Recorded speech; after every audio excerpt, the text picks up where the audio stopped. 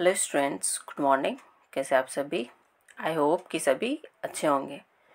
तो आज जो है हम लोग अपने क्लास 8 का साइंस का एक नया चैप्टर स्टार्ट कर रहे हैं, जो कि है सेल स्ट्रक्चर एंड फंक्शन। जैसे कि नाम से ये स्पष्ट है, सेल दैट मीन्स सबसे पहले हम लोगों को समझना है सेल होता क्या है। तो नीचे इसका डेफिनेशन लिखा है कि cell are the basic structure and functional unit of all living organism. ठीक, मीन्स ये कि जितने भी लिविंग ऑर्गेनिज्म होते हैं उसका बेसिक एंड फंक्शनल स्ट्रक्चर जिससे बना होता है वही क्या होता है, सेल होता है। अब बेसिक स्ट्रक्चर एंड फंक्शन कहने का क्या मतलब हुआ? ये जो basic structure and functional unit लिखा हुआ है, इसका मतलब ये होता है कि जैसे कि हमारा जो सेल होता है, सेल जब बहुत सारे सेल मिलते हैं तब वो क्या बनाते हैं, टिश्यू बनाते हैं। फिर ये टिश्यू क्या बनाएंगे, ऑर्गन बनाएंगे। फिर ये बहुत सारे ऑर्गन मिलेंगे तो ये ऑर्गन सिस्टम बनाएंगे, और ये मिलके फाइनली क्या बनाते हैं, हमारा ऑर्गेनिज्म बनाते हैं। तो ये जो सेल से क्या बना, टिश्यू, टिश्यू से ऑर्गन, ऑर्गन से organ system and then organism. ये जो सेल से ऑर्गेनिज्म बनने का जो प्रोसेस हुआ, इसमें बेसिकली जो बेस के रूप में काम किया, एक यूनिट के रूप में काम किया, वो कौन किया, ये सेल किया। इस कारण से सेल को हम लोग बेसिक स्ट्रक्चरल बोलते हैं। एंड अब ये फंक्शनल यूनिट कैसे हुआ, अब इसको भी एक एग्जांपल से समझते हैं। जैसे कि हमारा जो फूड जब हम लोग खाते हैं तो वो डाइजेस्ट होने के बाद वो जाते हैं हमारे सेल में। सेल में जाने के बाद वहाँ पे जनरेट होता है एनर्जी। ठीक है, तो वो एनर्जी हम लोग यूटिलाइज करते हैं। फिर वहाँ से जो कार्बन डाइऑक्साइड, एक्स्ट्रा जो जल होते हैं, उसको हम लोग एक्सक्रिएट करते हैं।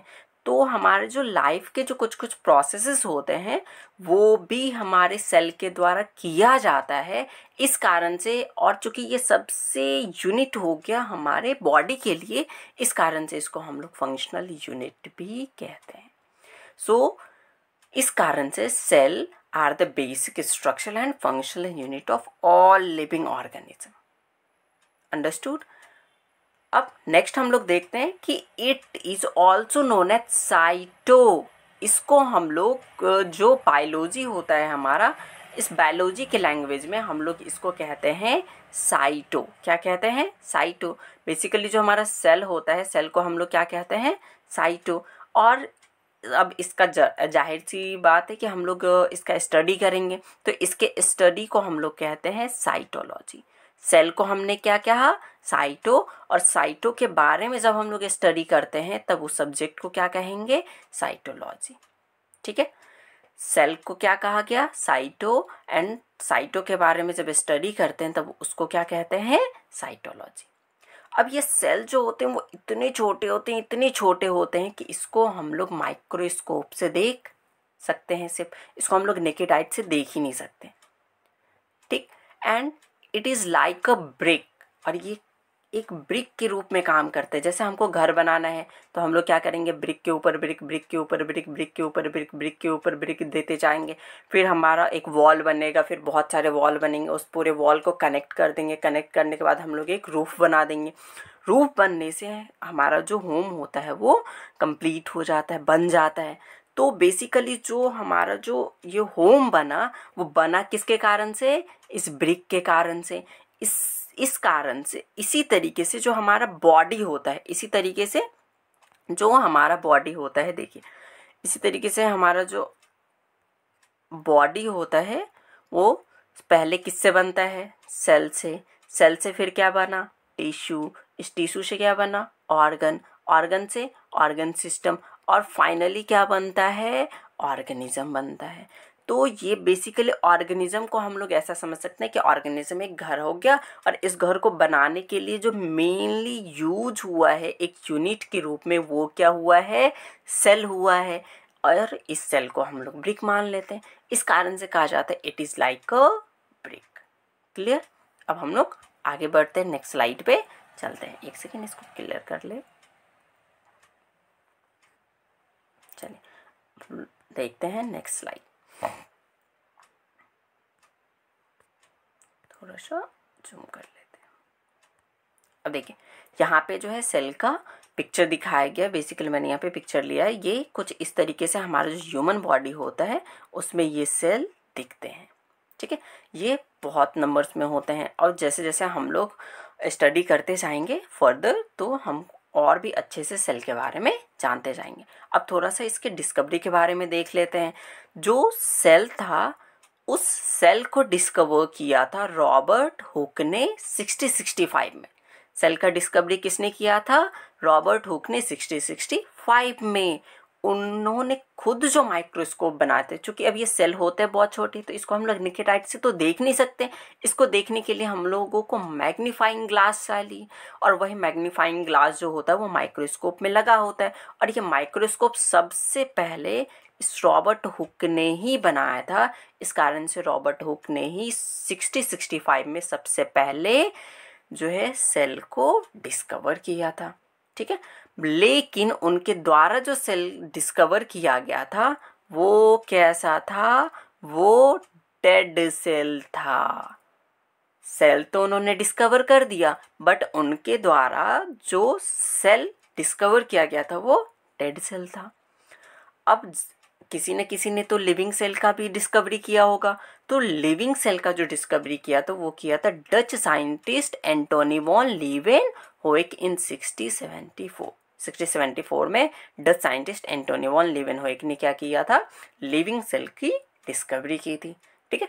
सिंपली पूछा जाएगा फादर ऑफ सेल किसको कहते हैं, तो फादर ऑफ सेल हम लोग रॉबर्ट हुक को ही कहेंगे। उन्होंने डेड सेल को ही भले डिस्कवर किया बट डिस्कवर सबसे पहले किया किसने? तो रॉबर्ट हुक ने किया। इस कारण से फादर ऑफ सेल जो है वो हम लोग रॉबर्ट हुक को ही कहते हैं, ठीक है। लेकिन लिविंग सेल को डिस्कवर किसने किया था? Antonie van Leeuwenhoek. कब? 1674 में। रॉबर्ट हुक ने कब डिस्कवर किया? तो 1665 में। क्लियर?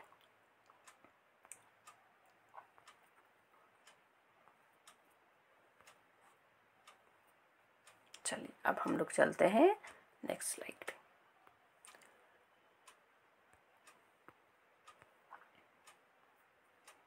अब देखिए यहाँ पे हम लोग थोड़ा सा देखते हैं कि in living world organism differ from each other but all organisms are made up of cell. देखिए जितने भी लिविंग ऑर्गेनिज्म होंगे वो जाहिर सी बात है एक दूसरे से अलग तो होंगे ही।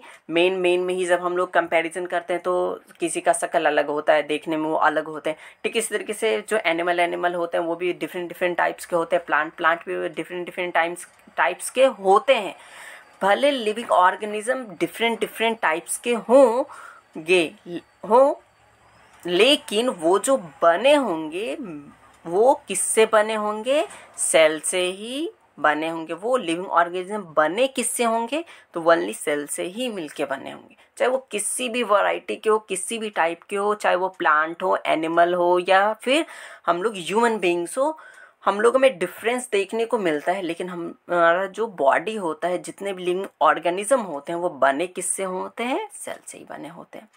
अब हमने शुरू में एक सिस्टम देखा था कि सेल जो होता है वो एक हमारा बेसिक स्ट्रक्चर बनाता है। तो वो बनाता कैसे इसको हमने देखा था, यहाँ पे मैंने लिख भी दिया है। सेल जो है वो बहुत सारे सेल जब ग्रुप बनते हैं, ग्रुप ऑफ सेल क्या कहलाते हैं? टिश्यू बनाएंगे। इसी तरीके से ग्रुप ऑफ टिश्यू मिलकर के क्या बनाएंगे? ऑर्गन। इसी तरीके से ग्रुप ऑफ ऑर्गन मिलकर क्या बनाएंगे? Organ system. और ये जब ऑर्गन सिस्टम एक ग्रुप ऑर्गेनाइज्ड हो जाएंगे तब वो क्या बना देंगे? हमारा ऑर्गेनिज्म बना देंगे। वो क्या बना देंगे? ऑर्गेनिज्म को बना देंगे, ठीक है। सबसे पहले एक क्या होता है? सेल, ग्रुप ऑफ सेल होते हैं। वो क्या बनाते हैं? वो बनाते हैं टिश्यू। और ये टिश्यू जो है फिर ग्रुप्ड होते हैं, तो ग्रुप्ड होके क्या बनाते हैं? ऑर्गन। ये ऑर्गन फिर ग्रुप्ड होते हैं तब एक सिस्टम बनता है जिसको हम लोग ऑर्गन सिस्टम बोलते हैं। फिर ये ऑर्गन सिस्टम जब हमारे बॉडी में ऑर्गेनाइज्ड हो जाता है तब जाके क्या बनता है? ऑर्गेनिज्म बनता है। क्लियर? अब यहाँ पे हम लोग थोड़ा सा सेल स्ट्रक्चर को समझने की कोशिश करते हैं बाय द फिगर, ठीक है। मैं इस सेल स्ट्रक्चर में जो ऑर्गेनल्स होते हैं उसके बारे में मैं इंट्रोडक्शन भी दे दूंगा ताकि आप लोगों को अच्छे से और समझ में आए। थोड़ा सा हम लोग इस पिक्चर को जूम आउट कर लेते हैं, ठीक है। चलिए देखिए सबसे पहले हम लोग देखते हैं जो सेल होता है, सेल का जो ये, अब जाहिर सी बात है सेल को कोई न कोई तो घेर के रखेगा, कोई ना कोई तो घेर के रखेगा। तो ये जो एक पतला सा लेयर होता है जो सेल को घेरे हुए रहता है, सेल को प्रोटेक्शन देने का काम करता है, इस लेयर को हम लोग कहते हैं सेल मेम्ब्रेन। क्या कहते हैं? Cell membrane. That means outer part of the cell is called cell membrane. ठीक है।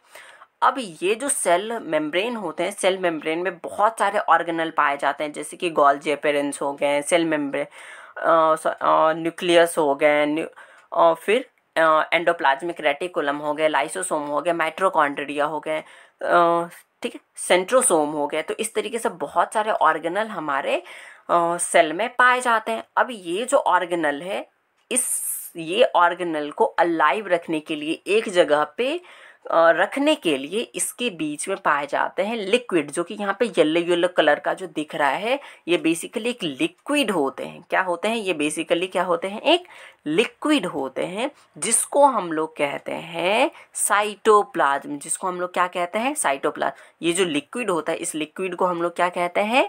साइटोप्लाज्म। ध्यान से सुनते चलिएगा। ठीक। अब बीच में जो हम लोग ये ब्लैक ब्लैक कलर का कुछ देख रहे हैं, ये ब्लैक ब्लैक कलर का, ये बेसिकली होता क्या है? ये बेसिकली होता है न्यूक्लियस। क्या होता है? न्यूक्लियस। और ये न्यूक्लियस के भी चारों ओर क्या होते हैं? एक लिक्विड होता है, जिसको हम लोग कहते हैं न्यूक्लियोप्लाज्म। क्या कहते हैं? न्यूक्लियोप्लाज्म। जो हमारा सेल होता है, सेल के सेंटर में क्या होता है? न्यूक्लियस। और न्यूक्लियस के चारों ओर एक लिक्विड होता है, जिसको हम लोग क्या कहते हैं? न्यूक्लियोप्लाज्म कहते हैं। क्लियर? अब हम लोग देखते हैं माइटोकॉन्ड्रिया के बारे में। हम लोगों ने माइटोकॉन्ड्रिया के बारे में थोड़ा बहुत तो जानकारी होगा ही हम लोगों के पास। अब यहाँ पे थोड़ा सा और देखते हैं कि जो बेसिकली माइटोकॉन्ड्रिया होता है, उसको हम पावर हाउस भी कहते हैं। ठीक है। बेसिकली यहाँ पे क्या होता है, जो भोजन जो होता है, हमारा जो फूड होता है, वो डाइजेस्ट होने के बाद हमारे सेल में आता है। सेल में आने के बाद ये माइटोकॉन्ड्रिया में आता है, तब जाके यहाँ पे क्या बनता है? एनर्जी बनता है। इस कारण से इसको हम लोग पावर हाउस भी कहते हैं। बेसिकली ये एनर्जी बनाने का काम करता है। ठीक है। माइटोकॉन्ड्रिया समझ में आया। अब उसी के ऊपर है लाइसोसोम। क्या है? ये देखिए लाइसोसोम। बेसिकली लाइसोसोम जो होता है, इसमें एक प्रकार के एंजाइम पाए जाते हैं, जिसके कारण से इसको हम लोग डेथ बैग के नेम से भी जानते हैं। ये एंजाइम अगर ये एंजाइम, ये जो थैला होता है, इसके पास जो बैग होता है, अगर ये लाइसोसोम के बैग किसी भी रीजन से अगर फट जाते हैं, ब्रस्ट कर जाते हैं, तो ये पूरे के पूरे ऑर्गेनल्स क्या हो जाएंगे? मर जाएंगे। मीन्स हमारा सेल क्या हो जाएगा? डेड हो जाएगा। ठीक है। इस कारण से इसको डेथ बैग के नेम से भी हम लोग जानते हैं। ठीक है। थोड़ा सा देखते हैं।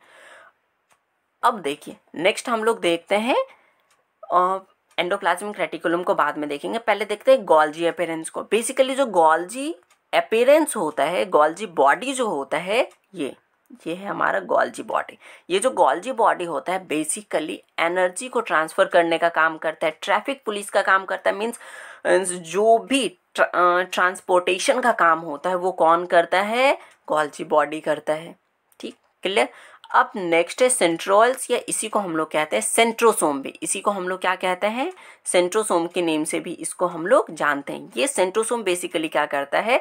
ये सेल डिवीजन का काम करता है। क्या करता है? सेल डिवीजन करने का काम ये सेंट्रोसोम ही करता है। अब बच गया है हमारा एक ER। क्या बच गया है? ER, जिसको हम लोग बोलते हैं एंडोप्लाज्मिक रेटिकुलम। ER को क्या बोलते हैं? Endoplasmic reticulum. ये दो टाइप के होते हैं। एंडोप्लाज्मिक रेटिकुलम कितने टाइप के हो गए? दो टाइप के। ठीक है। एंडोप्लाज्मिक रेटिकुलम कितने टाइप के हो गए? दो। ठीक है, यहाँ पे लिख दे। एंडोप्लाज्मिक रेटिकुलम जो हो गए वो कितने टाइप के हो गए? दो टाइप के हो गए। ठीक है। एंडोप्लाज्मिक रेटिकुलम दो टाइप के हो गए। एक होते हैं RER, जिसको हम लोग रफ एंडोप्लाज्मिक रेटिकुलम बोलते हैं, और एक हो गया SER, जिसको हम लोग स्मूथ एंडोप्लाज्मिक रेटिकुलम कहते हैं। ER कितने टाइप के? दो, RER एंड ACR। RE का मतलब क्या हुआ? Rough endoplasmic reticulum. And SER का मतलब क्या हुआ? Smooth endoplasmic reticulum. ठीक है। एंडोप्लाज्मिक रेटिकुलम के तो पार्ट मैंने बता दिए। अब ये एंडोप्लाज्मिक रेटिकुलम बेसिकली करता क्या है, तो ये जो एंडोप्लाज्मिक रेटिकुलम है ये बेसिकली जो है हमारा जो सेल है, सेल को पिचकने से बचाता है। ये पिलर के रूप में काम करता है। किसके रूप में काम करता है? एक पिलर के रूप में काम करता है। जैसे हमारे घरों में क्या लगे होते हैं? पिलर, जिसके कारण से हमारा जो घर होता है वो काफ़ी स्ट्रांग होता है। उसी तरीके से हमारा जो सेल होता है, सेल में भी पिलर के रूप में वर्क कौन करता है? ये एंडोप्लाज्मिक रेटिकुलम। और इसी एंडोप्लाज्मिक रेटिकुलम के कारण से हमारा जो सेल है वो पिचकता नहीं है। ठीक है, समझ में आ गया। अब ये जो RER जो होता है, जो हमने बताया RER पे जो छोटे इस प्रकार से क्या पाए जाते हैं? बिंदु पाए जाते हैं, जिसको हम लोग बोलते हैं राइबोसोम। क्या बोलते हैं? राइबोसोम। और ये राइबोसोम जो होते हैं वो प्रोटीन बनाने का काम करते हैं। इस कारण से इसको प्रोटीन फैक्ट्री भी कहते हैं। ठीक है, आई होप कि ये सेल ऑर्गेनल्स आपको अच्छे से समझ में आए होंगे। तो अब हम लोग जैसे जैसे आगे की ओर बढ़ेंगे तो वैसे वैसे हम लोग सेल के बारे में और अच्छे से समझते जाएंगे। तो मिलते हैं हम लोग नेक्स्ट चैप्टर में। तब तक bye and take care. Okay.